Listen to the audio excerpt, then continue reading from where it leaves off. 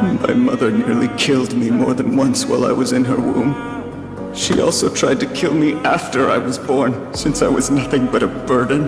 My body was weak, like a withered leaf, but I clung to life with the strength I had left.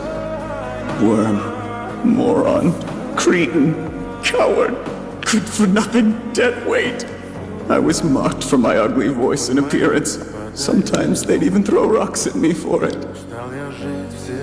Soon, though, things started to change for me. After Ume was born. Call it wishful thinking, but I really had the feeling that we were on the fast track to a better life. Until...